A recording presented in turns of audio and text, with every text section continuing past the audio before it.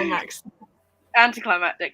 Hello, everybody. Welcome back to the channel. My name is Jess. This is Janet. This is Jodi, and this is Nori. And we are 4/5 of a novel bunch. We are here for our May book club meeting, which is Janet's second pick of the year, A Bookshop in Algiers.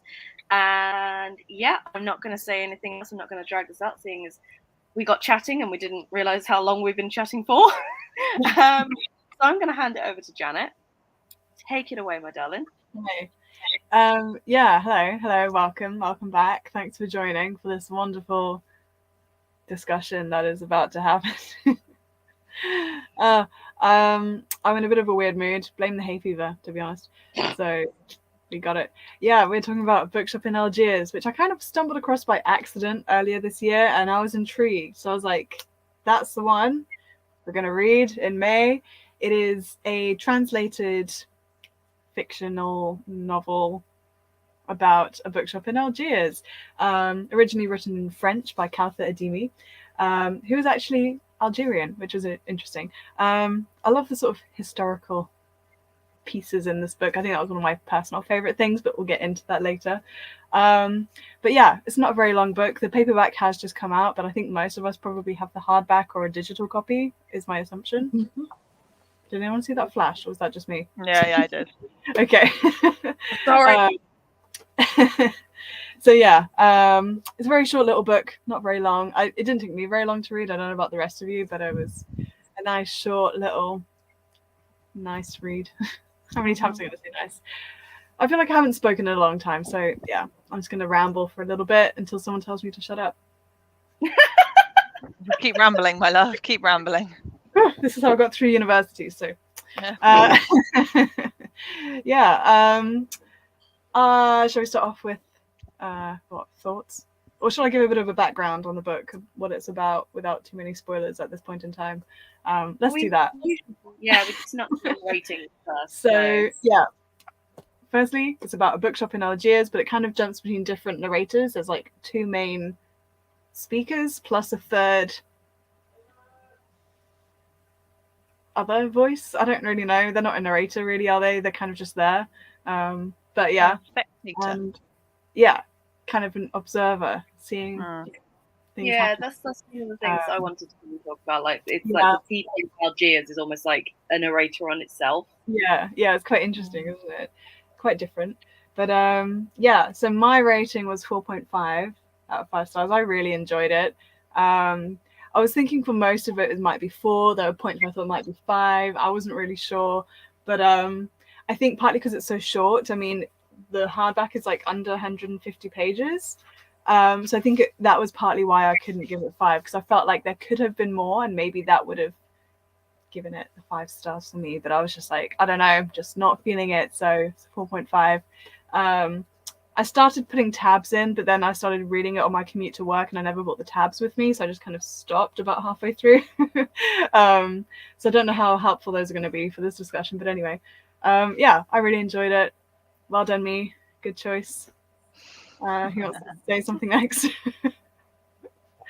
Should we go like down Nori and then me, then Zoe, then me? Okay. Me? Honest. Usually I'm last. So I gave it 4 stars. I thought it was a brilliant piece of literature, and it did send me into an existential crisis, but that is probably a me problem. That's a book problem. But I really liked it, and it may also cause an existential crisis during this conversation. That is also a me problem. I've been suffering with existential crises out of my ears in the recent months. So. Yeah, that's my thoughts. It's a good book. Oh dear. Are you done? Yes. Okay. I'm actually quite curious as to what sort of existential crisis this book gave you, but we can go into that later. I have a list. I'm sure. I'm very intrigued. I gave it 3. It didn't really do it for me. Sorry. It's I can feel the burn of Janet as she says into my soul. It's fine. I don't know. It just, I found it like I just didn't want to pick it up. I didn't really, I maybe didn't really connect with the story as such. It just didn't really do it for me. Look, it was good. Like I'm not saying it was badly written or anything, and I think the story was quite interesting. The dynamic with the war, and also I've forgotten the character's name. The young guy, Riyadh Yeah. and Abdullah. Yeah. I enjoyed their relationship actually. That was quite interesting. But as far as a book goes, I've kind of, when you kind of forget what's happened as soon as you finished it. So I liked it. Like it was fine. It was a book to read, but it just didn't really do it for me. So yeah, 3. I gave it 3 because it was still very beautifully written, and it was like lovely. But it was So no, that's me. Sorry. Okay. It's like you've given it a 1-star. I'm so sorry. I gave it 3 as well. I don't generally gel with literary fiction that well. I like plot, and that's really where I struggle a little bit with books like this. Yes, it's really, really short, but I think if I had the audiobook, I wouldn't have got through it as quickly as I did, because I literally got through it in 2 sittings because I had the audiobook and I had to speed up and listen to it at a different speed. But I did enjoy it. Just not enough to give it more than a 3-star. Like I say, it's mainly like a character study, I think, and I felt that there were a few plot threads that just kind of went nowhere, and that annoyed me a little bit. But I did enjoy, like you say, Abdullah and Riyadh. I enjoyed their relationship. I enjoyed Edmond Charlot. I enjoyed looking back at his life, and then I did a little bit of Googling, and he was a real person, and all this really happened to him, and I want to do a bit more digging in him because he led a really interesting life, and there are a lot of historical things that I obviously didn't know about, like the pogroms in France against Algerian natives, and all the racial side of it. I didn't know about any of that because the 19th century is the 20th century is so, rightly so, focused on like the pogroms against the Jews in Nazi Germany and everything like that. That other things like this tend to go by the by, which is really sad. So it was interesting from a historian's point of view to read about that. But yeah, I think if I hadn't had the audiobook, I would have struggled with this, even given its length. That's just because literary fiction isn't my genre. But saying that, I did enjoy the character study of what it means to have a community, and obviously the talk around about books and the publishing side of things. I found that really interesting. So yeah, that's nice. We have a comment come in. I forgot about the comments. Jess is here. She says, I haven't read this book, but I was thinking about picking it up, so hearing your thoughts really helps. Literary fiction and self don't tend to go together either. Yeah. I mean, as a bit of a literary buff myself. And I mean, I'm not the only one, I know, but I think it is interesting having people with different reading preferences. Like I think all of us have genres that we like, and they kind of merge. If you imagine them, it's like that's why we formed this book club in the first place. Yeah, so I think that's a good thing about our discussions. So and also why we ban on certain genres for people. Yeah. I mean, I will force you to read another horror. I guarantee it. Oh, joy. I will not make you read My Best Friend's Exorcism, because that is a step too far. I mean, I do think this I'm making you read it. Yeah, they are. I want to read it. I haven't got it. I will not be reading it. I believe I'm correct. I can't remember, but quite a few Grady Hendrix ones, if you have Audible, they're on the unlimited sort of Audible, so you don't need to use a credit to download them. Nice. I'm not sure if My Best Friend's Exorcism is one of them, but I know quite a few of his other ones are. Anyway, we're getting distracted. I think this is a record for us. 10 minutes in. Technically, we got distracted before we even hit play. Yeah. 20 minutes, really. Yeah. So yeah, I had no idea that any of the characters, like going into it before I picked it up, I didn't know that any of the characters would be based off real people. So kind of like you said, Jess, I really liked that they had real people. I mean, I knew who was the first one they mentioned.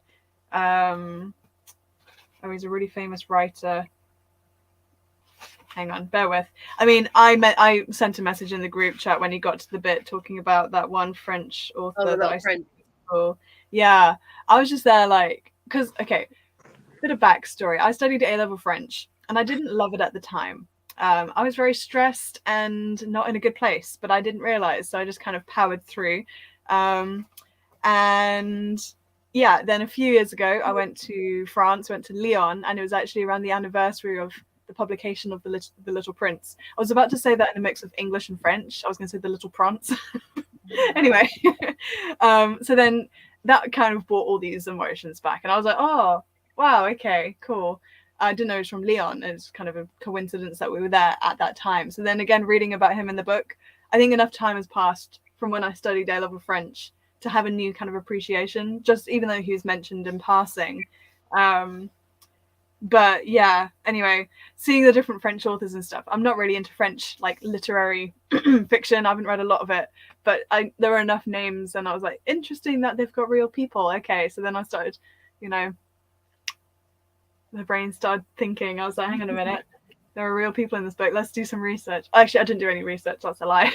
But yeah, anyway, I really liked that there was a blend of, it felt like, I don't know, it was fiction and non-fiction. So I feel like the genre of this book is quite hard to place in some ways because, yeah, I had no idea that there was any reality to it, but it's written in a fictional way, which I think, for me, is the perfect kind of non-fiction when it's written in a way that doesn't feel like non-fiction, because sometimes it can be kind of boring or like just full of facts. But the way this was written, I felt like it, I don't know, it was very, I don't know, it worked.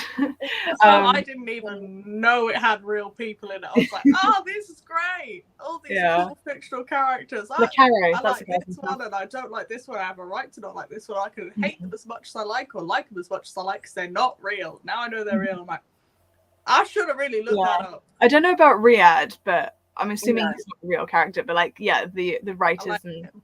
Yeah, Evelyn Charlo was definitely real, and a lot of his friends that were at the bookshop. I'm not going to try and pronounce it. I did GCSE German. Yeah, I mean, at the back, assuming we'll have the same copy, there's like on page 145, there's thanks to, and then a bunch of people who are probably related to or knew the different authors, and there's a lot of what's it called? Sources, that's the word. So yeah, having a look at that, I was like, oh, okay. So you can sort of see where a lot of the information came from as well. So yeah. Oh yeah, it literally says here, a year of sifting through archives, meeting Charlot's friends, devouring books, interviews, documentaries, most of all revisiting the little yellow volumes published by Domans, which are like talismans dipping into Charlot's memories, borrowing a few words here, a sentence there, embroidering, imagining, finally remembering the method that he recommended to aspiring writers, a generous method like its inventor. Ooh. Yeah, a little fun extra there. But yeah, like I said earlier, I think the writing style was one of my favorite parts of the book. I think that's partly why I loved it so much, not just the little sort of historical bits. I mean, I love historical fiction. I'm a bit of a nerd for that. But like you said, Jess, it was a part of history that I had no idea about. I didn't really know anything about Algiers as sort of part in the war, and the way Algerian people were treated, just generally speaking. Also Algerians in France, like that kind of conflict. But kind of going back to the writing style itself, what did you guys think about I thought they had 3 very distinct voices, so like you could kind of get through each chapter, kind of went around in a circle a little bit, or you could tell who was saying what at what time. But what did you think about that way of storytelling, I guess? Should we do the same? Yeah. Oh, me first again. I don't know. I liked it. I love an interesting formatting. Like instead of just having it all in prose, this bit's going to be in letters, this bit's going to be diary entries. I'm like, that's what I like. It's why I think I think Dracula does a similar thing where the first whole big chunk of it is like news articles and all this. Okay. And I love that little twist on the way something's formatted and the way it's presented.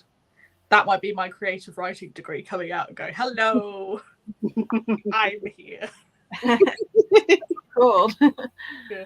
But I really enjoyed that, and part of me is going, could I steal that type of formatting? Just take it and put it over here. Save it in my brain for later. But it's like, it also helps like break up how much reading as someone who struggles with dyslexia. And also like things that mean I can go into a real bad reading slump real easy. But having it where it sort of breaks it up and it looks visually different every few times, it keeps my brain engaged and sort of refreshes the book, which is something I enjoy. Good to know. Zoe, what do you think? It was all right. Sorry. Yeah. I'm really not enthusiastic about it. I liked the Edmund Charlot's notebook kind of vibe. I think because in the present day, he's dead, isn't he? So I think it's quite nice the fact that when you're looking back through his notes, not him as a character. Well, no, that's wrong. Not him as a living character. Does that make sense? It's kind of as if you're looking at it through Riyadh's eyes, reading his notes. Not that he is, but that's kind of yeah. And then there's the one like the opening. The opening is someone saying about walking through Algiers, isn't it? Is that kind of the similar? Are we saying that's a similar voice to the one that's watching Riyadh walking through? Do we think? I think That's what yeah. Yeah. That's kind of the vibe I was getting. It was all right. I'm not sure I necessarily see the point of the third one. That's not helpful for you because it's in my head. But the one that's so not Riyadh or Edmund Charlot's, the third one, the non-faced one. I mean, it worked, but I don't think the book would have missed it if it wasn't there. But no, it was nice. It was I always like going back and forth intensives. I've read again. I'm massive on historical fiction. And one book that I've read specifically, I think what's it called? It's called like The Beekeeper Secret or something like that. And it's similar. It flashes between the same place in France in modern day and then back in how it was in the war. And I quite enjoy that because you watch the modern day character explore a building or like wherever they are, and then you keep going back to the war of when it was actually happening. And I like that dynamic of going back and forth. So I quite liked it with Bookshop in this because you're going back to seeing Edmund Charlot and then him in the bookshop. So yeah, it worked. It was fine. I mean, I don't think I necessarily needed the. Maybe because there wasn't an explanation for it. You know what I mean? You don't find out who that other person is and what their point is. Maybe that's why it felt a little nonsensical, because it's like, okay, well, what was your purpose? What? But that I think in my head, I thought it was the people that lived next door in the pizzeria. Yeah. That's who I thought. That. Oh, we're in spoilers. No, we're not, are we? No. Okay, that's not a spoiler. So that's who in my head it was. That it was the people next door, but I mean that could be, that's just me kind of flitting a thought. So yeah, it was nice. I quite liked I like the dynamic of the two time periods, and I liked the fact that, as I say, Charlotte's was all diary entries instead of so yeah, that's me. I liked how it all flowed cyclically. So it starts off with like the people of Algiers as like the first narrator voice. Then it goes into that middle ground sort of one, and then it goes into Charlot, and then it goes back to Riyadh from the point of view of the people of Algiers, and then it goes to the middle one, and then it goes to Charlot again, and then it goes back again to Riyadh, and it loops like that. I found that very, very satisfying. And I did I felt like the people of Algiers, like the Riyadh portions of it, and that sort of nameless one, they were a little bit difficult to distinguish personally. Like, Charlot was so unique in his expression, and obviously in like the way his bits were formatted, that he was nice and easy to differentiate. But I felt the other two narrators blended together a little bit. But that being said, like, it was very beautifully written, and I loved the way that the dialogue just bounced back and forth, and there wasn't a lot of dialogue tags. It was just, it allowed the characters to just talk like it was a conversation, and it just bounced. I really, really like it when you have characters that are so easily distinguishable that you can do that. And it was mainly with Riyadh and Abdullah that you got that. And I really, really appreciated that. I appreciated like the ability and the storytelling, the technique there. And I did like when I was first reading it, I was like, okay, so this is kind of like the city is telling its story. I liked that different way of storytelling, and I'm not going to go into exact like spoilers here, but the final chapter as well, the way it ended, I really liked, like the almost use of almost a second person, like you will do this. Yeah, because you don't see that a lot in fiction. Like second person is extremely rare, and I did appreciate like that bit, but like Zoe said, it's not one that really grabbed me a lot. And you'll see that I went back and changed a couple of other ratings because I was just like, this feels like a solid 3-star. I've given other books 3 stars that I'm definitely like, they are not 3-star worthy. Drop them down. I've done that. I moved. Sorry, Nori. I moved Grady Hendrix, whatever we list the vampire one. I moved that down to 2 after I'd rated a couple 3. I was like, I don't know why I gave it. That's Yeah, right. I It's did it not with for Bone Cryers. everyone. I did it with Bone Cryers. Did you? Yeah. I mean, who didn't? That deserves 2.5 initially. what was that, And Jess? I gave Bone Cryers initially 2.5, but rounded up to 3, and then I was like, now that's being generous. The more I've thought about it, it's closer to a 2. Yeah. So I dropped it down. Yeah. But what was I going to say? I was going to talk about sort of the first and last, kind of like the prologue, I guess. Algiers 2017, and Thought of something. Yeah. Could the sort of third mystery voice be the voice of the author themselves? Maybe. It's just something that's sort of like my brain went, maybe it's this. Oh. Yeah, like their thoughts and things. It's a sort of the omnipresent being in the book is always the author. Yeah, maybe. Yeah. That makes sense. But Hooray! I made a smart. That's Noriism, and that's going on a t-shirt. But yeah, I really liked, kind of before I go into what I was going to say, I really liked the way it was written.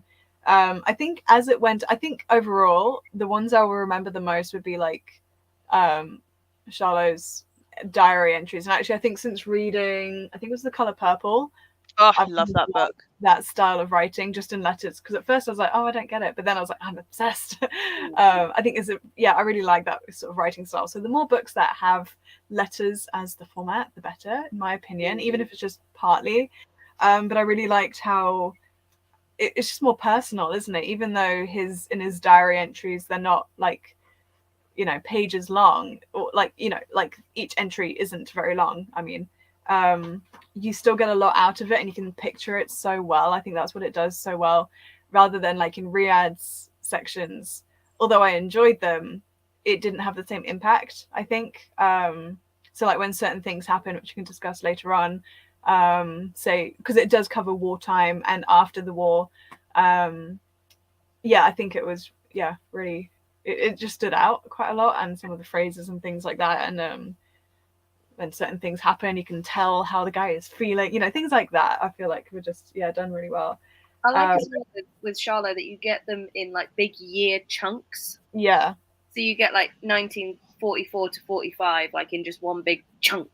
Like, yes, they're small. Sometimes only a paragraph or like a couple of sentences. Sometimes they're more. But you get like 6 or 7 pages of diary entries over the course of a year, or even I think it's like 5 years in the later ones. So you get a real sense of him growing as a character with each one. Yeah, and I think going back to what Zoe said earlier as well, I definitely had the impression that when we were reading his letters, it's like Riyadh has found his diary and, you know, clearing out the bookshop. I mean, I don't think that's a spoiler. We know that Riyadh is emptying, you know, in the modern day, he's emptying the bookshop because it's no longer in use. So yeah, I imagined us being like Riyadh reading, you know, this diary and maybe realizing how important a place this is and an important character Charlotte was to the community as well. I don't know if that was the intent, but that's the impression I got anyway. So yeah, that's partly why I really liked it. But yeah, oddly, I'm the opposite. I remember Riyadh's sections with a lot more vibrancy than I do interesting. the other bits. Mm-hmm. I think Riyadh's sections grew on me a lot as it went on. I think at the beginning I was a bit like, okay. But yeah, like definitely a few chapters in, I was like, oh, okay, I can see where this is going now. And yeah, it definitely grew on me as we went on. But yeah, I was going to talk about the sort of first and last kind of prologue and epilogue, if you will. They're not titled that. But something I noticed actually just now, in the first prologue, there's only one prologue, you know what I mean? They repeat several times, where was it? Rue, the name of the street, Rue something. Rue Shiraz. Rue Hermione, formerly known as Rue Shiraz. Yeah. And they say that a lot. I don't know if you guys noticed, but whenever they talked about Rue Hermione, every time. But in the last, on the last line on page 140, it says just Rue Hermione. It doesn't say the other version, and I don't know why. But I think that was interesting, a very interesting literary choice. Does anyone have any theories? Because I don't.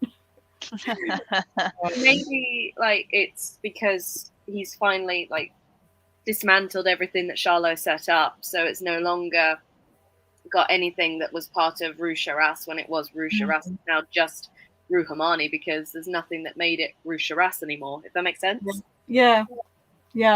Like Edmund Charlot is no longer there. Yeah, and it's kind of the end of an era, quite literally, you know. But because it does say on 139, you will hurry heart thumping to Rue Shiraz, which now has a different name, and look for 2B. So it's just, yeah, I don't know, it just makes you think. It's a book that makes you think a lot. So if you like those kind of books, I don't know what's with my voice. I'm just anyway. Game show host. But yeah, I thought that was quite cool. Anyway, that's that. I keep getting notifications. Sorry, I'm just gonna like move my phone out the way so I don't get distracted. Well, I don't know if we have any more non-spoiler things to talk about. Okay. Are we going to move into the spoiler zone? Woo. Like I said, I don't have any specific questions. So I feel like I'm very ill prepared for this one. I'm surprised. I figured you'd have this like page. I was going to. I was saying to Jess, I was like, I finished it and I was like, oh my god, there's so much to talk about. I'm going to do so much for this one, and then I just ran out of time. And that's all I have to say. That's I make barely any notes when I do mine. It's like 3 minutes, let's roll. Oh, okay. I was going to talk about this. Is the thing, I'm trying to remember everything because I'm kind of going by what you guys are saying. I'm like, oh, that's a good point. I'll talk about that later, and then I forget. Let's think. How about we split it up into the different like narrators? That would be a good structure for this video. Why not? So Riyadh and Abdullah, I thought they're quite an interesting like pairing because obviously they're very different, and like Riyadh is very young. He's kind of like just there because his dad was like, yeah, go on then, get an internship, you know, kind of get this idea. He's just kind of a bit lazy, maybe he doesn't really want to be there. But what I was kind of curious to know, because I feel like, well, especially with Abdullah, I don't remember if this was covered, but obviously he cares so much about the bookshop, but he's never meant, I mean, I'm guessing he's a fictional character, which is why he's never mentioned by Charlotte, but I don't know, why do you think the bookshop had such a big impact on Abdullah, and why do you think he cared so much about it generally? Why do you think he was so adamant that Riyadh sort of understands why this bookshop means so much to everyone in the community? Like gave him something because he came from nothing, didn't he? He was uneducated, and he learnt to read Arabic and French because of his wife. And the bookshop gave him everything he had, basically, didn't it? Yeah. And then Page 78. There we go.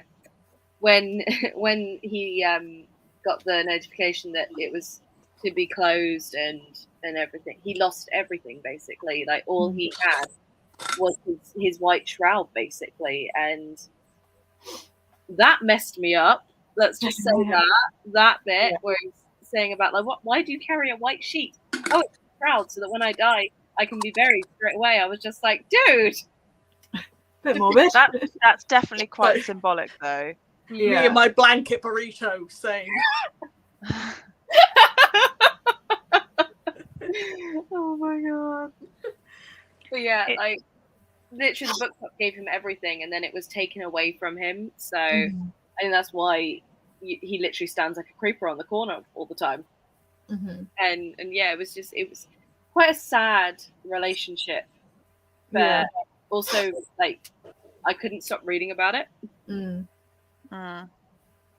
I feel like Abdullah's love for the book came more from the fact that it gave him a purpose, and the fact that he didn't have anybody else. He says, obviously, these books kept me company every day for years. Then he said, I spent evenings sorting through them, putting on the call numbers, entering all the information, write down the name of the author, the title, the ISBN number, the keywords. I would read a few pages so I could write the summary and answer questions. If that ain't your English literature degree, I don't know what is. That's what I did for half of my dissertation. You know, and even like now, I still like to be surrounded by books. Although I came to reading It's Laid Back and Day of Colony, blah blah blah blah.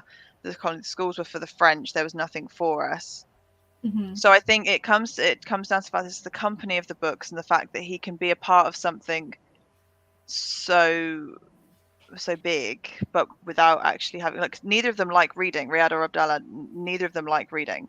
But yet they're both so involved in these books. And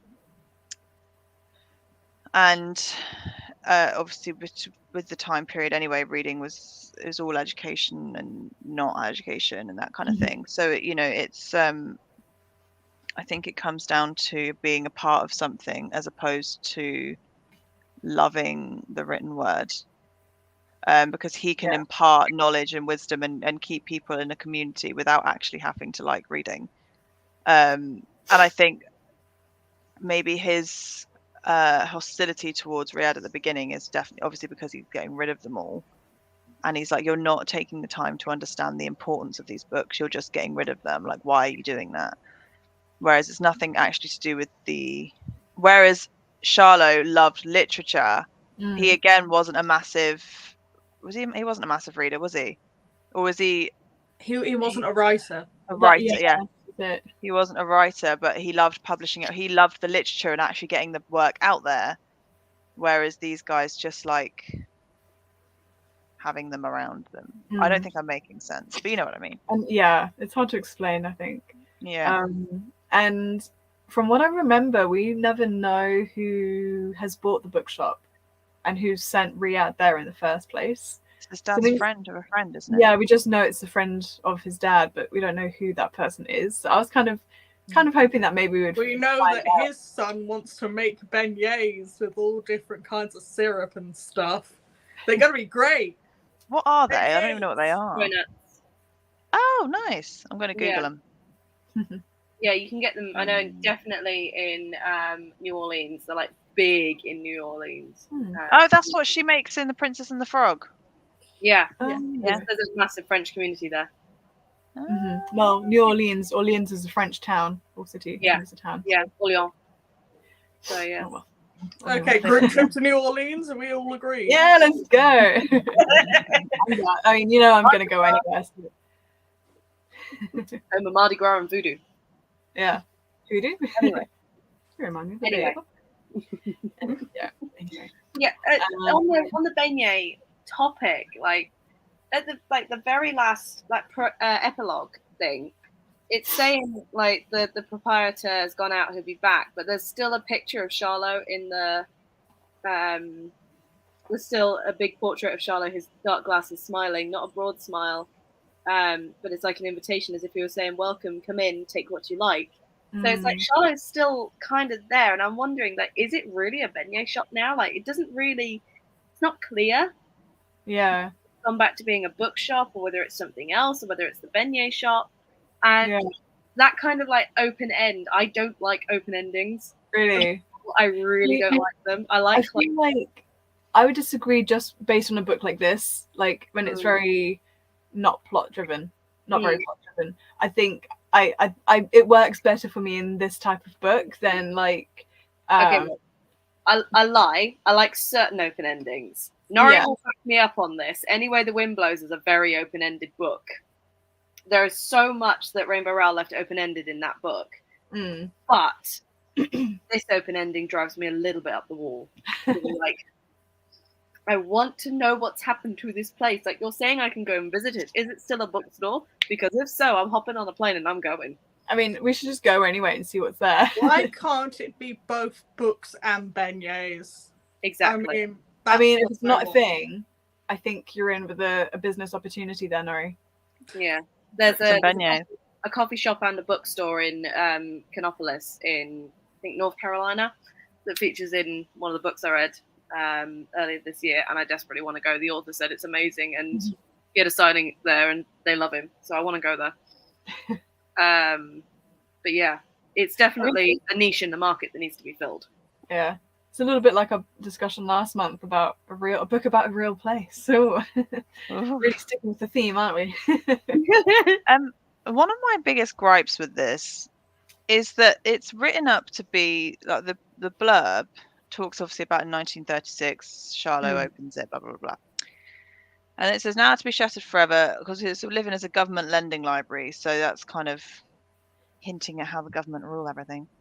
As a young man writer obtains of his book, he begins to understand that a bookshop can be so much more than a shop that just sells books. Personally, I don't feel like that agenda was achieved.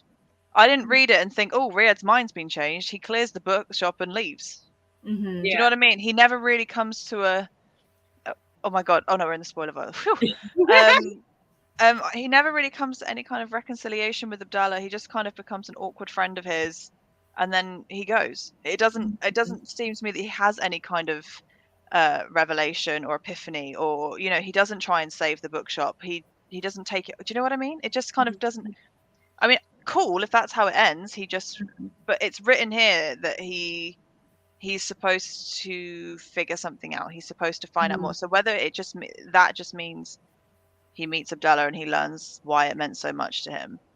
But it doesn't seem to kind of round up that part of the synopsis. I was like, I don't feel like he's left Algiers any more inspired by it than when he arrived. I think it's interesting reading that bit now because I get that. I did feel that as well when I read it, but reading that specific bit again, I think it's more just he's learning about like the history of it and the importance in that sort of context rather than he has to specifically take something literally, if that makes sense. I get what you mean because I had the same sort of feelings when I read the book, but just reading it through again now, I'm like, oh, maybe that's just the point. He's just meant to he just kind of and talk to them and take that from so then he can talk to his friends in Paris and be like, oh, there was this bookshop once upon a time. I don't know. Sorry. I was just going to say, like, literary fiction to me is very much slice of life, and it follows different rules to other genres in that there's not really the story doesn't build up and then there's a low point and then it builds to a climax and then it does that. It just kind of peters along at a very similar level a lot of the time because it is telling much more character driven and much more slice of life stories. So I feel like with this not having it come to a head with him having an epiphany, it feels very true to life in that some people just come into things and then leave. Some people stay, some people go. And it comes down to that thing of some people are in your life for a reason, others only for a season. It does kind of feel very true to the lit fic genre that it feels so true to life in that sort of aspect. So I think that that's kind of why I enjoyed it a little bit more than I probably would have normally, because it did feel very true to life, and Riyadh's plotline especially definitely felt like that. Mm. And I think as well, Riyadh kind of represents, you know, like a younger generation who had no idea about that part of history, or maybe he did, I don't know, but like a new sort of person, whereas Abdullah is still holding on to the past. So maybe it's kind of important that he sort of shares the history of it, because people might forget, because it's going to change into this new cafe or whatever is going to happen to the shop, and you know, eventually people won't know the history of the place. I think it's young and old, young versus old sort of thing. And if we don't talk to our like elders who have lived in previous generations, we won't know these stories, and it's important to speak to previous generations to find out what it was like, because we're rapidly losing access to this part of the past. And again, as a historian, like, social history is such an important aspect of the discipline, like having contemporary accounts and of people who are actually there. It's such an important part of being an historian and looking into these sorts of things, because you can have like an outsider's perspective, but it won't give you the same as someone who was actually there. So death is inevitable, everything ends. Exactly. But unless there's any more you want to say about Riyadh, I thought we could talk about Edmund. Is it Edmund or Edward? Edmund. Yeah, I think Riyadh was a little bit like, I don't want to say pathetic, but he was a little bit pathetic. Like his come across as be like, oh, my dad sent me. Yeah, you know, I'm just here. I read him completely differently, because like he didn't want to be there, but it's because his original internship, which he needs to be able to graduate from university because he wants to be an engineer, fell through completely, and this is a last minute thing that he needs to do, otherwise he will not be able to graduate. And the fact is, like, he sort of like starts trying to help, but he has, like, even though this is technically his country where his lineage is from, he has no sort of roots or understanding of this country he's in. And like when he puts the books out on the street and says, "Free, please take," and someone just wrecks them. And then when he tries to take all the children's books to the school, and they're like, "Oh, we would love to, but we can't, we won't, please take those away." Thank you though. It's just sort of like, it's like a fish out of water in a pond it's meant to know. Actually, I love that. It kind of reminded me of a point I was gonna bring up, because you know when he's trying to get the paint, I feel like that kept coming up. Do you think they actually had no paint, or were they just saying they had no paint? Because I got the impression. They say it. Yeah, they say that they all know that they're hiding the paint. Yeah. Because when it first happened, I was like, oh come on, like. But then it kept happening, and I was like, do they have paint? At some point, it is said that they're all hiding or saying they don't sell paint. I think he goes into one shop and it's like he's got something behind him. I think he's like, it's like a paint can. He's like, it's decorative. Not that one.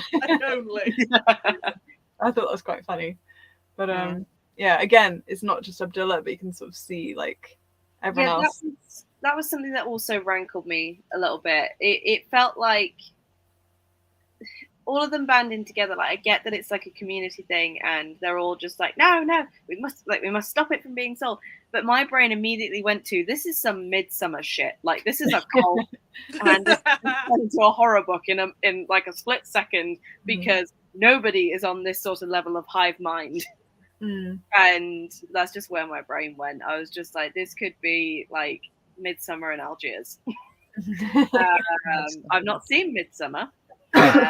I don't want to watch it, but I know the kind of the promise. I think it's pronounced Midsommar.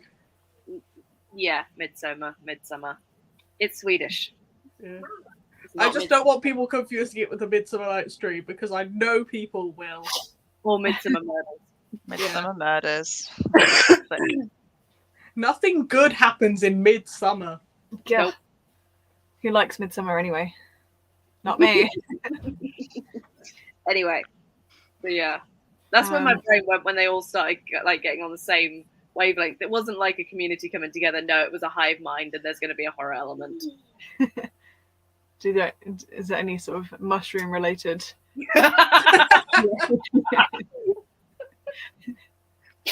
I think that was a no. Anyway, moving on. Let's talk about Edmund Charlo. I really liked his parts of the book. I've already said that, but I tabbed my last tab actually about page 49, July 22nd, 1939. That whole section basically, I liked it. But the main point being, I confess to my friends that I've never separated publishing from book selling. Never. For me, it's the same thing. I can't see how you can be a publisher if you have no experience of book selling, etc. What do you think about that? Because I was like, I agree. I have no experience in either, but that makes sense. Like, what page are you on? Publishing 49. So July 22nd, 1939. I think that's a philosophy that should be taken into every form of business. Yeah.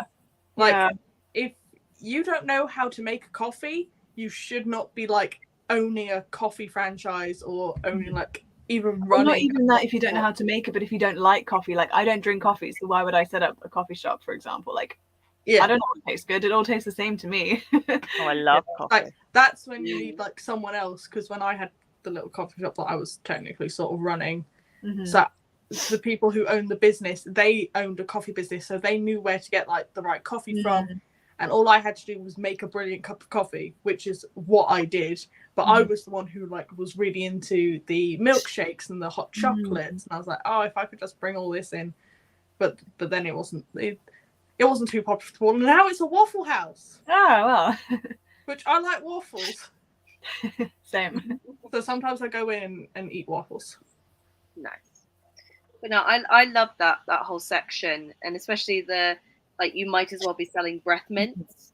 Yeah. Note. I really love that quote as a whole, and yeah, it's very true. Like you don't go into something if you don't know what you're talking about.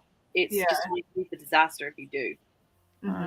So yeah, it's kind of like modern day, you know, putting a Love Island celebrity as the CEO of some company just because, and actually, what are they going to do? Nameless. He will remain nameless. Down the fast like send me the name up. I am very much into the first and last put them on blast. But what was I gonna say? That's you. Thank you. Bear with. It's very much like an issue that we have nowadays, where the people at the top sometimes don't understand the grind of the people at the bottom. Even the people at the middle, lower middle, management don't know what it takes to do the regular stuff. It's like sometimes you like. I think if people run a business, like at least once every year or every 2 years, they need to work. Like if you run a whole chain of shops, you need to do one day every year or 2 years where you are working at the lowest rung in one of the shops. Yes, just to see everything. Sort of like that undercover boss stuff, but without them firing people who badmouth you, because you are allowed. It is a right as a human being to badmouth the owner of the company where you work. If you're not allowed to do that, you are suppressing freedom of speech. And I will get on this soapbox and I will rant about it for a good long time. Have you guys ever seen the film The Intern? Just to stop Nori before they lose their mind. I don't know if I have actually. I remember like when it came out. It's the cutest film. You have to watch it. But there is Anne Hathaway and Robert De Niro. Okay, I haven't seen it. It's very cute, but this is a point. I'm not just stopping Nori on this speak. It genuinely does link, because Anne Hathaway's character, she's the owner and CEO of the company. She creates it. She builds it up from the ground. And it opens. She's on customer service, taking the calls from like calls and complaints and stuff. And obviously at the beginning, I mean, spoiler, you don't know that it's her that owns the company. You just think she's a CEO. Then she's a customer service person. Then you realize she's a CEO. And she says, "This is why I like taking the customer service calls, because I can really see what's going on and stuff like that." And I think that's exactly like what Nori's saying effectively what Edmund Charlo is saying. If you don't understand every aspect of your company, I don't think you can argue a case for your employees. I think you really have to be involved in it all, And so publishing and book selling is one and the same effectively, because if you understand one, you should understand the other. Yeah. Because then you can't be an effective publisher if you don't understand what people are wanting to buy, how do you Exactly. sell these books, and Yeah. vice versa. If you don't understand the concept of a book being published and put together and the work that goes into it, you're not as passionate about the book because you don't know what's gone in behind it. So I think that's kind of, I think, what he's saying. I mean, I don't know. But Yeah, that's kind of what I got as well. You know, it like we said, it kind of goes with any job, doesn't it? Like, you have to have an understanding. Like, I teach English as a second language, but I had to do some training because there's a lot of grammar that I did not know before I started teaching. So, you know, you can't just walk into a classroom and think, oh, well, I speak English. Like, wow. But I think, yeah, it goes with every job. You know, you have to have at least some interest or some experience of some kind, you know, to do the job well. Yeah.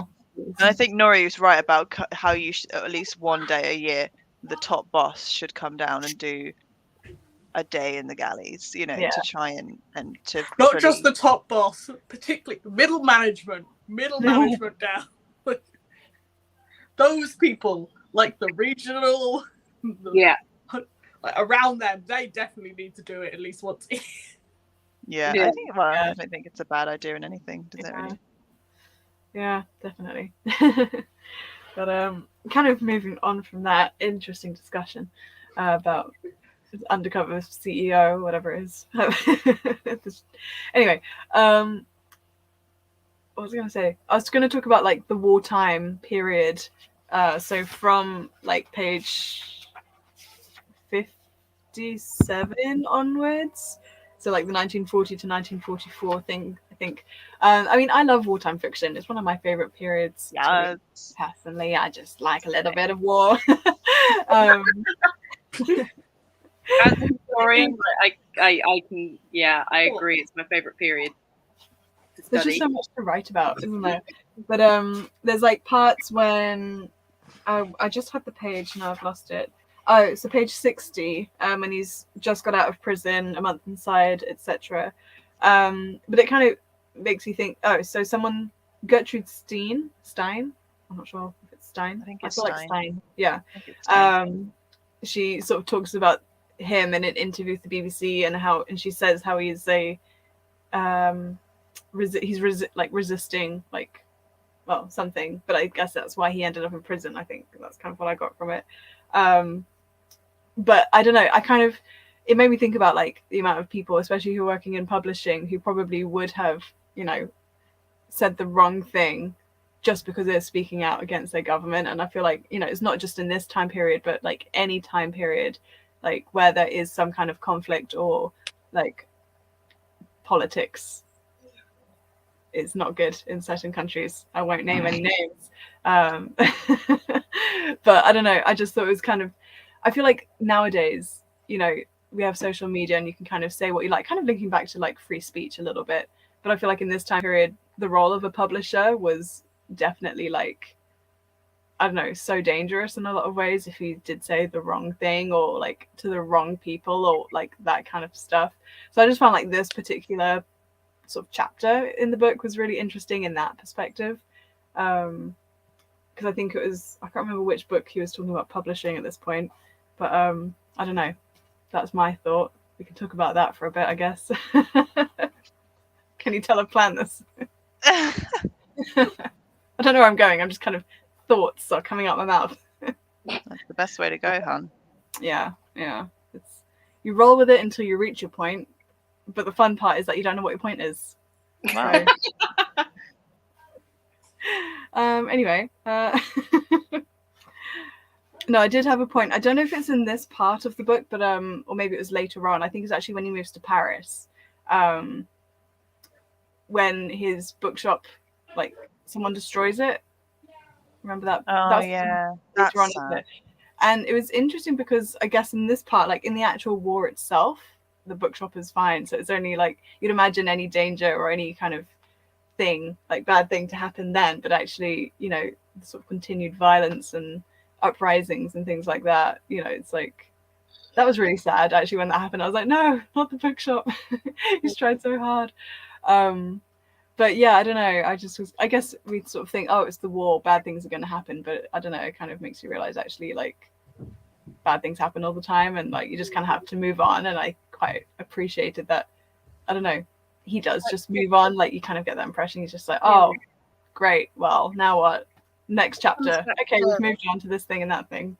It comes back to what we were saying earlier. Like, it's a part of history that none of us really knew about, like these pogroms against Algerian people in Paris. And it's like these people that were under occupation for so many years, and that went to France because it was supposedly like the motherland, and France was supposed to look after them after the Second World War, and they were just forgotten about, and all the racial attacks and things like that. It's horrific, and you really expect, like you say, the Second World War to be the worst it could get, and you don't think about all the Muslim hate that was going around after Second World War, and it's horrific to read that whole bit where it's the middle narrator is talking about like the pogroms that's going on and the bodies in the Seine, and that was distressing to read. That was really, really tough to read, and it gave me flashbacks to like 1,000 Splendid Suns and things like that, and it gave me chills. You know what I've just realized? It's kind of not exactly the same as, but similar to what was the book, Zoe, you chose last summer? Night or Blood is Black. Yeah, Similar. Kind the of vulgarity. colony sort of thing, like characters from an colonized country working for France. Anyway, didn't think of that before. Anyway, interesting. That wasn't what I was going to say, but that just came to mind. I can't remember what I was going to say now. This is going really well. My brain's just remembering the end of At Night All Blood is Black, and my brain's going, what was that? No one knows. No one knows. No one knows. I can't even remember what happened in it. I just remember there was war. He goes mad, doesn't he? Oh yeah, that was it. I was like, did he kill the nurse or did he not kill the nurse? We will never know. Do you watch our discussion on our channel? Is he a demon? Is he inhabited by the spirit of his friend? Oh yeah, that was a good thought. But that's so not the book we're talking about. It's like, What? No, but this book was less what and more fun. I think it's really interesting that they've brought in Riyadh as a character who's so unaffected by literature and by books, and yet he's going into a place that has had such an impact. So Charlotte's life is literally books. Everything he loves is about publishing and selling books and writing books and even selling art, which I think is quite symbolic and goes hand in hand with writing, isn't it? Because a lot of literature is a form of art, and the fact that they're putting very literal like pieces of art up on the wall, which is a very literal form of art, and then they've got what we as kind of book nerds would constitute as art. Not saying that we all love art as well, but it's interesting that it's such a tiny little bookshop. In my mind, I can't actually visualize how anything fits in there because they're making it to be so small, but yet they can say that all this stuff fits in there. And then Charlotte's life is very, I want to get everyone's message out there. This book is so beautiful. I need to get it published. The world needs to see it. And he's kind of more for the people as well, which is ironic because of the war as well. He's there for the people and getting their work published and getting their work seen. As much as he likes it, like literature himself, it's about the people. Whereas for Abdullah, it seems a lot more. It's about the book. It's about the company of the words and being able to restore people with education that didn't get it, because he says reading was for the French and things like that.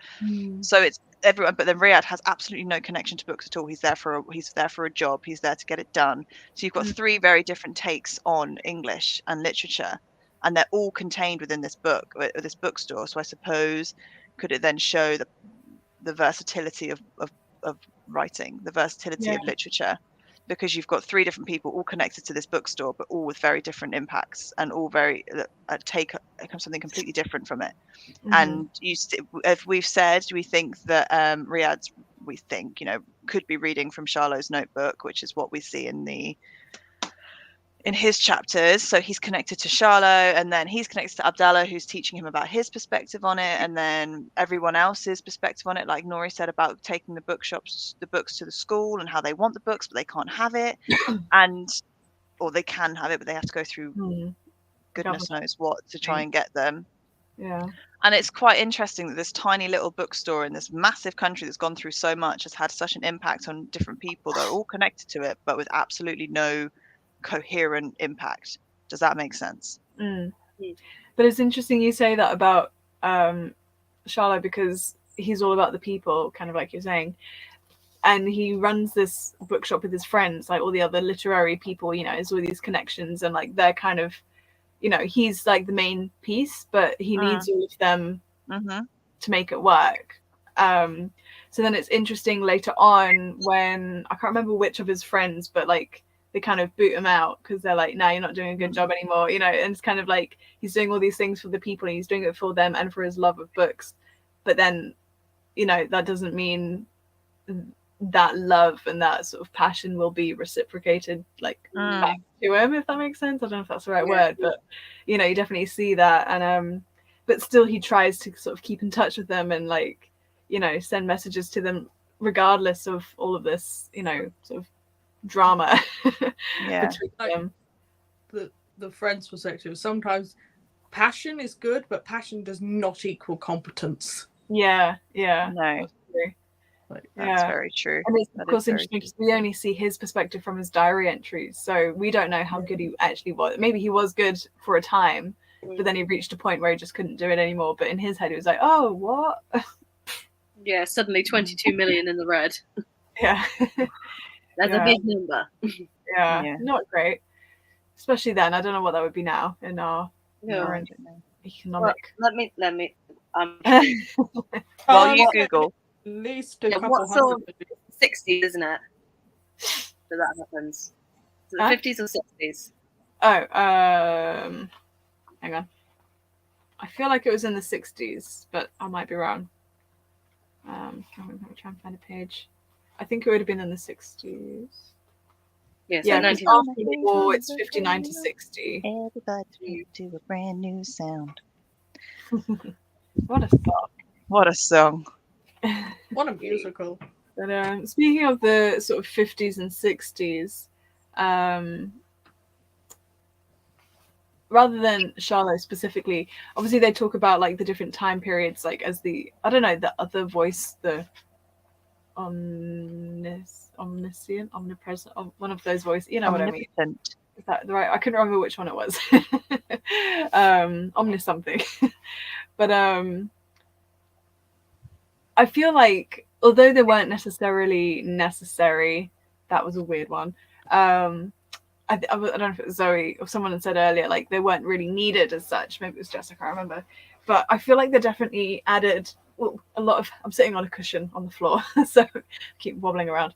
I think they added a lot of context, especially if you don't know much about that part of history, which for me I thought was so useful, because then of course they kind of dip into that a little bit. So when this like massacre happens in Charlot's diary entries, like later on he mentions about this sort of atrocity and how could this happen and things like that. And I don't know, I think for most of us, I don't think any of us really knew much about this time period before going into this book. So I don't know, I'm curious to know if you found like contextually it was helpful, even though it wasn't necessarily like needed in the book. I don't know, like generally speaking, like all those different historical bits. So do you think you're asking if the time period was necessary? So, like, you have like those bits in between the sort of Riyadh and Charlot's chapters. Yeah. So some of those I feel like are good for sort of contextual stuff, even though they're not necessarily adding a huge amount to the overall story. So, like, context is always very helpful. So I think it doesn't take anything from the book. Definitely, if it was, I think I didn't know much about. I know, I wouldn't say I'm an expert, but I know quite a lot about this time period of war because, like you, I read a lot of fiction on that. I studied it a lot, and so I know enough about it. But as far as how it happened in Paris and Algiers and things like that, I didn't know really anything about it, which is, you know, my ignorance, I suppose. Also, you don't learn about it in school. You know, they don't teach you this side of it. They teach you the you know, whatever. So I think if anything, it's quite interesting to read because you learn a little bit more about it. And as far as the story goes with the bookshop, I don't think it's necessary. Not necessary, but I don't think it helps either way. But as far as a contextual learning reference, it's quite cool. I have the value, by the way. Oh, go for it. So 22 million euros in 1961 is 242,402,042 euros 79 cents today. Woo, 79 cents. That's how much in the red he was. Yeah. Wow. So just a scooch in the red. He can scratch back under that. He's fine. Yeah. So yeah, that's me looking at me.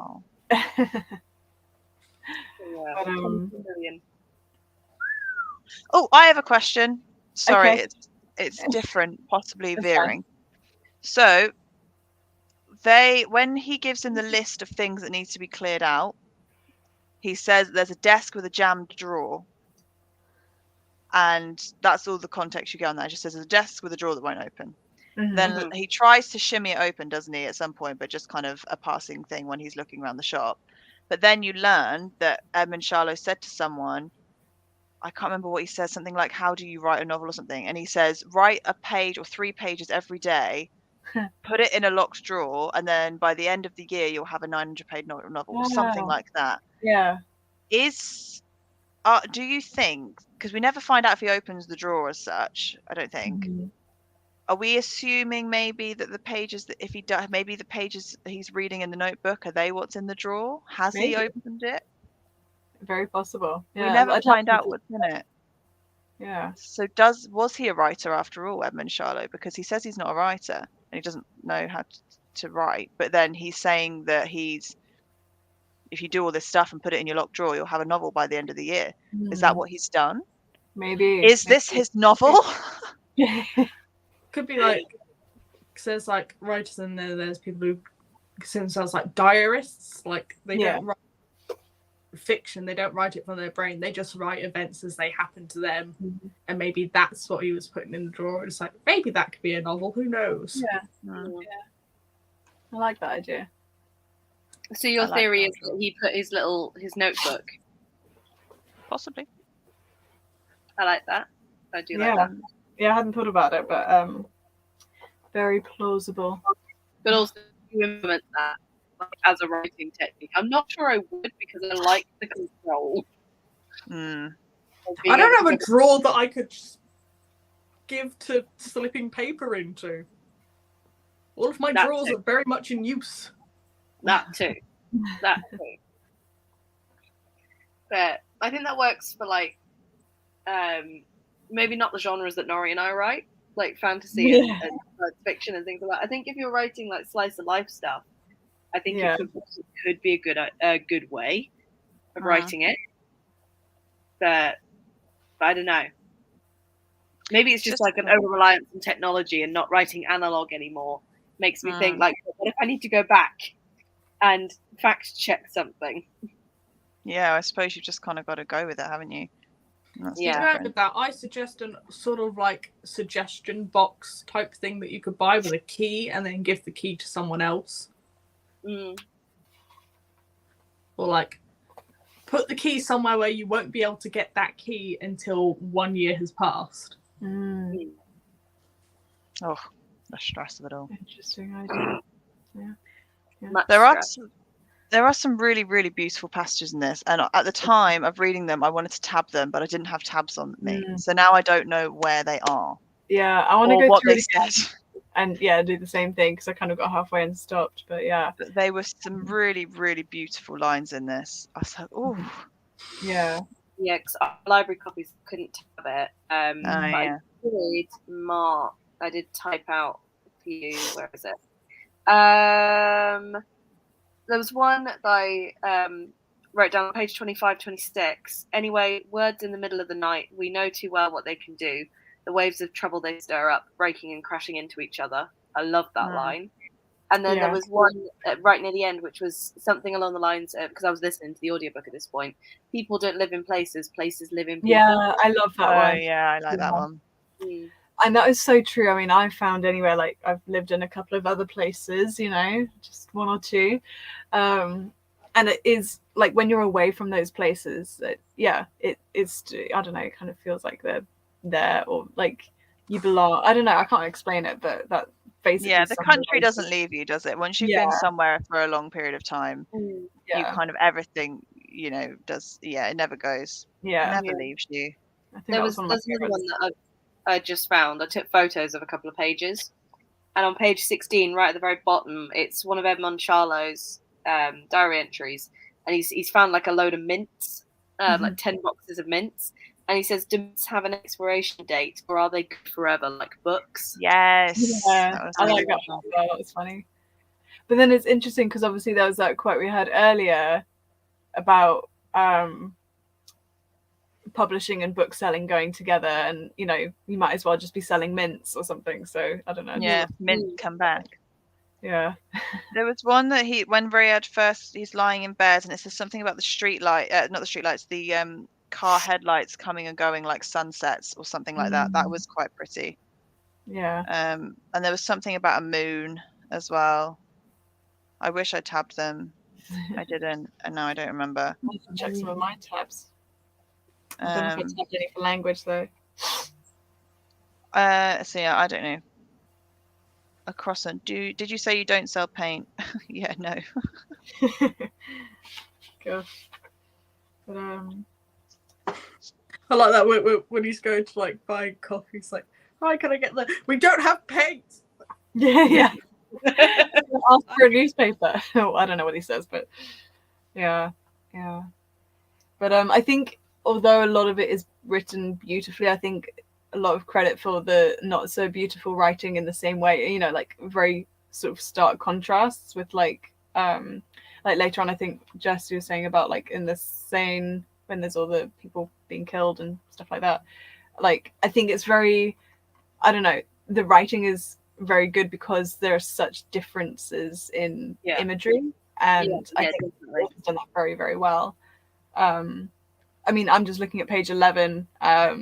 I put a blue tab on here and for no reason other than that I wanted a blue tab. But anyway, about like Algeria being French for 100 years and about this whole thing of celebrating like 100 years of Algeria. But really, I mean, Algeria has been there much longer than 100 years. And it's just obviously it's not the only country where this has happened, of course, but a reminder that it's not the only country where this has happened, you know, like in this period of time, you know, just all these horrible things happening. And even like 30, 40, 50 years later, you'd see other things still happening just because it used to be like a colony or whatever.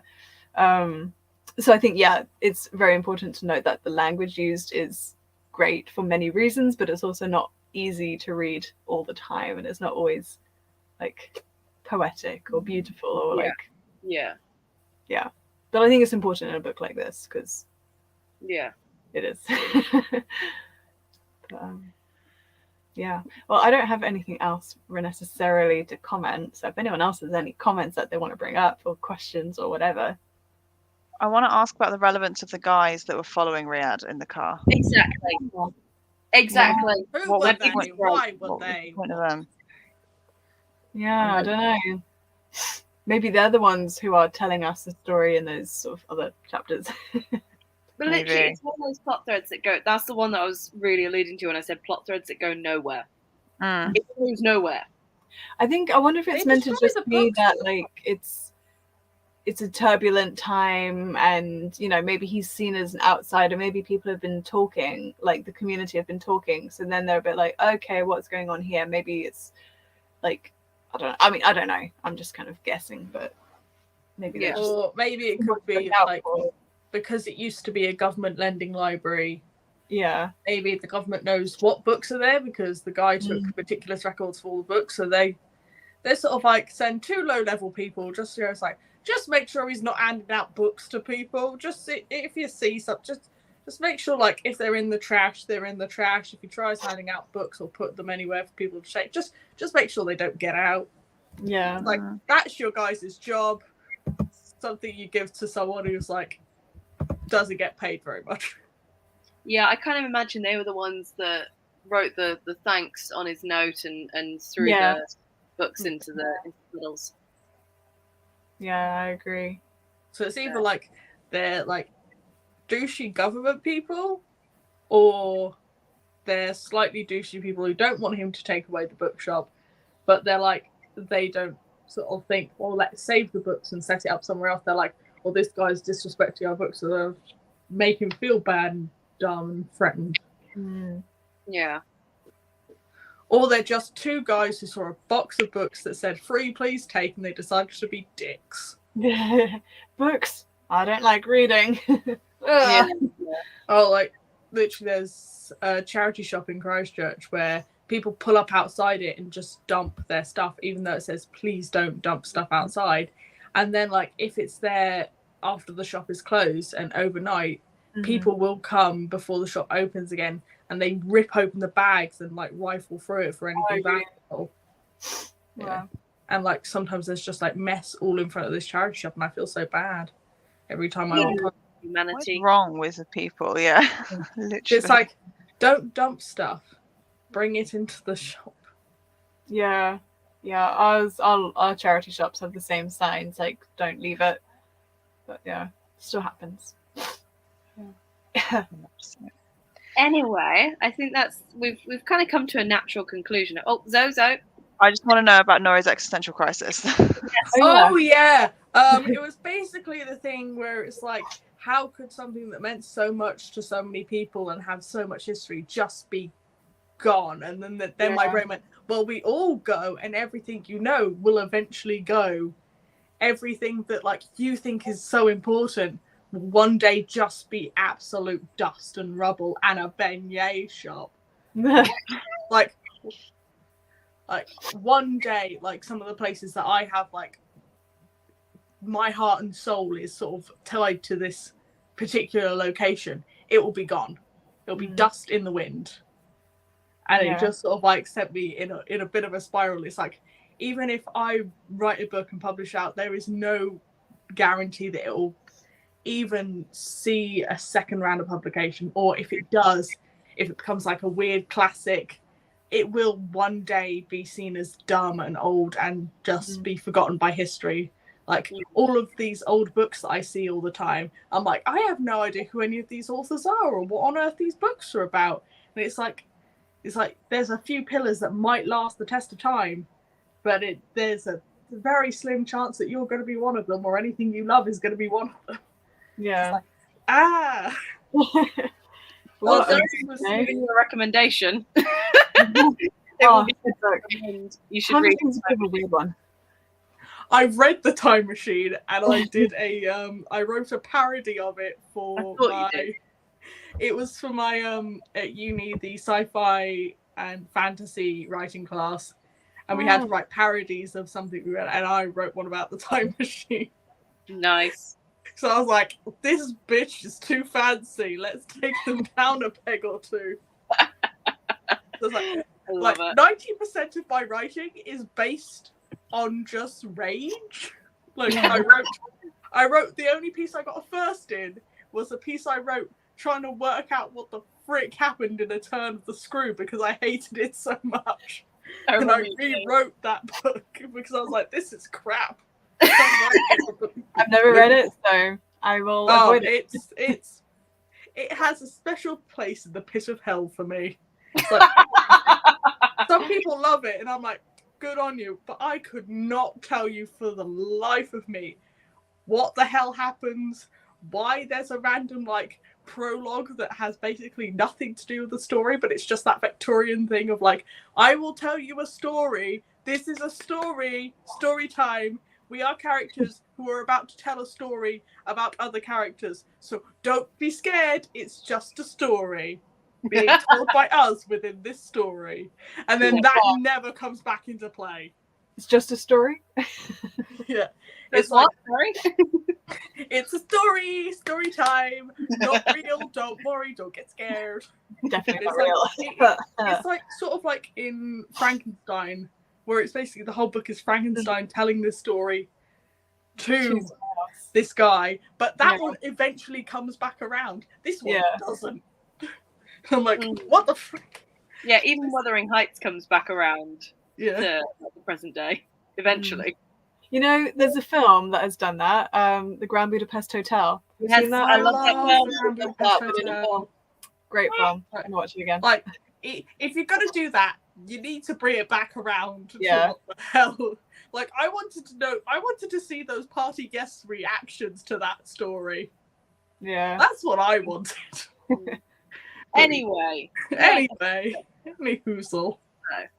that was our May book club pick. We're now moving on to our June book club pick, Yes.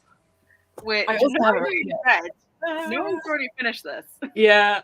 I am on a absolute reading binge at the moment because of whatever I've on. I have already read 5 books this month.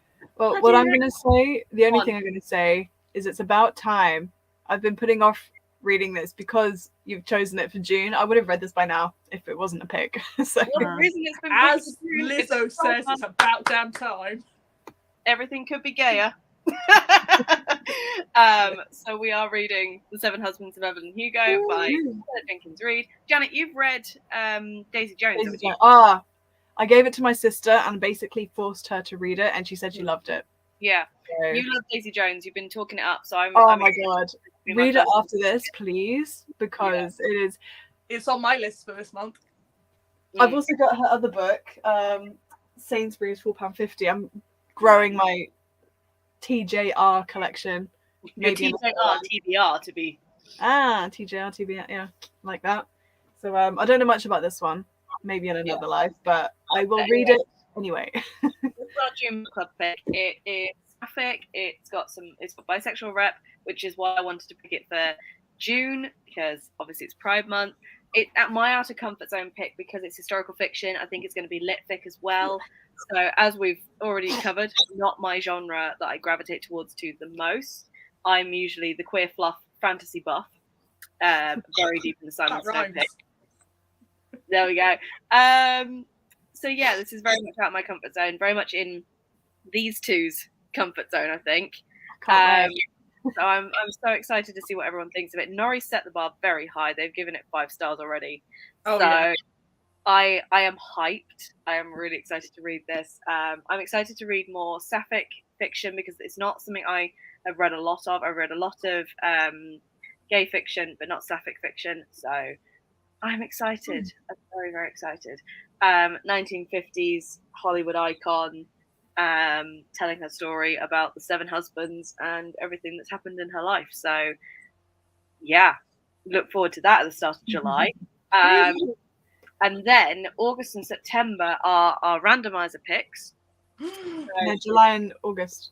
Yeah, what's July? July's our sixth month, isn't it? Yeah, July and August. July and August are our randomizers. Yeah, July and August are our randomizer picks. So basically, because there's only 5 of us now, it doesn't round up to a full year for 2 picks each. So what we're going to do is we're going to spin a wheel of, not punishment, a wheel of books. Well, depending on what book it lands on, it could be. We're all picking a book each, and it'll go on to this wheel. We'll spin it twice, and we'll see what gets picked. My pick is Pandora by Susan Stokes Chapman. Janet's is City of Brass by S.A. Chakraborty. That's it, Chakraborty. Zoe is The Tattooist of Auschwitz. Nori is The Cat Who Saves Books. Awesome. Don't know the author. It's translated fiction. It's got a cat on the cover. Nice. And then Mary is still to pick hers. So once we have all of the picks, we will spin the wheel and we will find out what it lands on. Yes, I will be making Michael McIntyre references every time that gets spun. Not to be mean to Janet, but I own all the other books except Janet's, and Janet's is the chunkier, so I'm like, just You can probably get it secondhand on Depop or Vintage or something, to be honest. Library. All of the library. I don't think I own. My mum might have the Tattooist of Auschwitz, but otherwise, I don't think I have any of the others. So Only one I have is Pandora. So I've only got the Tattooist of Auschwitz. I don't have the others. we're all in the same boat. It's fine. But anyway, June, Pride Month. Evelyn, Hugo. This is what we're reading next month. Join us on this adventure, friends. And yes, happy Pride Month. Happy whatever it's on if you're taking part. We will see you all next month. And yeah, hope you enjoyed. Take care. And we'll see you very soon. Bye.